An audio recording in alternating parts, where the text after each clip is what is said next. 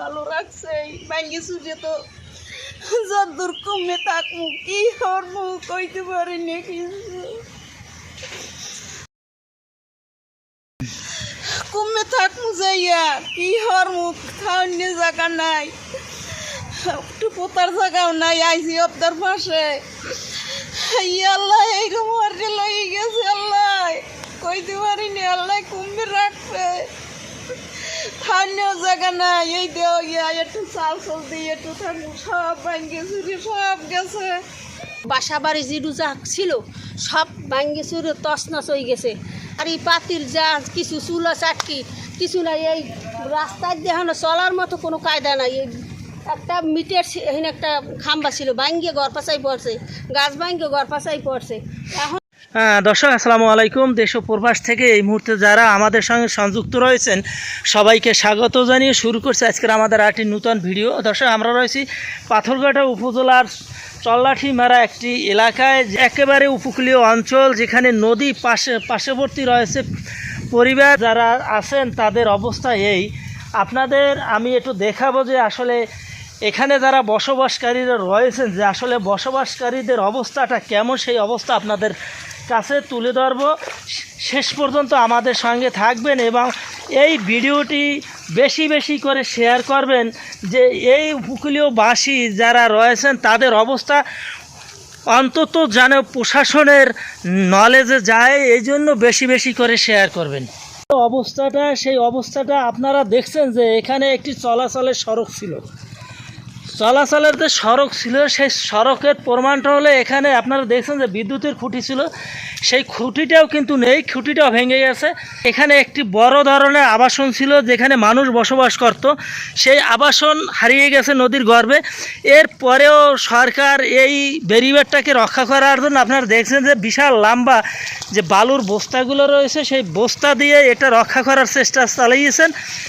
আমরা এখানে আসলে একটু কথা বলবো যে স্থানীয় এক বাসিন্দা রয়েছেন, তার সঙ্গে জানবো যে আসলে এখানের কি পরিস্থিতি ঘটেছিল এবং কি পরিস্থিতিতে তারা বসবাস করেছেন। এখানে ছিলাম জি, যে কালে দেখছি যে অনেক বেশি হয়ে যায়, সেই সময় আর কি জান লইয়ে হারিয়ে গেছি, ঘর দিয়ে নামিয়ে গেছি, ঘর বাসা বাড়ি জিরু যা ছিল সব ভাঙ্গে চুরে তছনছ হয়ে গেছে। মাল মাত্তা হাড়ি পাতির যা কিছু চুলো চাটকি কিছু নাই, এই রাস্তায় দেখানো চলার মতো কোনো কায়দা নাই। এই একটা মিটের এখানে একটা খাম্বা ছিল ভাঙ্গে ঘর পাশাই পড়ছে, গাছ ভাঙ্গে ঘর পাশাই পড়ছে।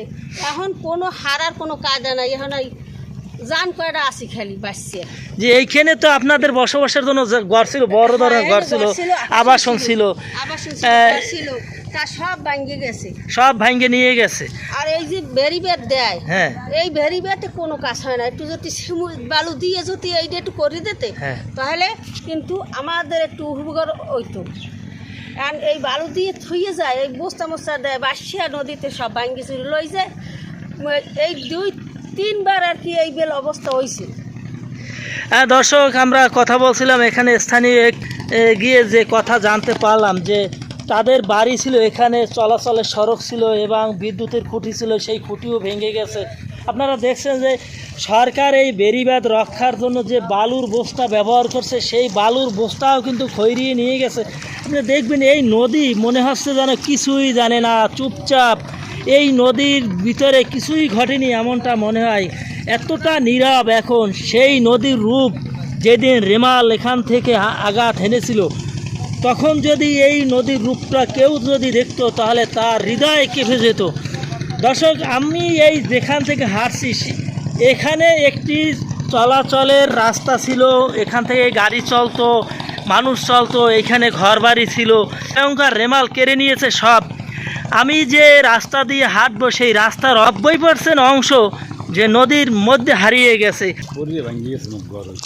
আপনার ঘর ভেঙে গেছে, এইখান তো রাস্তা হলে বড় বিশাল রাস্তা না, এটা বিশাল রাস্তা না, সেই রাস্তা শেষ এই বন্যায়, এখান থেকে যে হাঁটবো রাস্তা দিয়ে সেই হাঁটার অংশটাও নেই, যে 90% অংশ নদীতে হারিয়ে গেছে। এই ভয়ঙ্কর রেমাল কেড়ে নিয়েছে এবং ঘরবাড়ি কেড়ে নিয়েছে, মানুষের জানমাল কেড়ে নিয়েছে। আপনারা জানেন যে আমাদের পাথরঘাটা উপজেলা পরিষদের নির্বাচন 29 তারিখের ঘোষণা ছিল। সেই নির্বাচনের রেমাল উপলক্ষে পিছিয়ে দেওয়া হয়েছে। আমি এই যে রাস্তা যে দিয়ে হাঁটছি, সেই রাস্তাটার অবস্থা এই যে পাশেই কিন্তু একটি মাছের ঘের রয়েছে। হয়তো সামান্যর জন্য মাছের ঘেরটা রক্ষা পেয়েছে। ভয়ঙ্কর রূপ ধারণ করে যে নিমেষেই নিঃশেষ দিয়ে কেড়ে নিয়েছে পুরো অঞ্চলটা।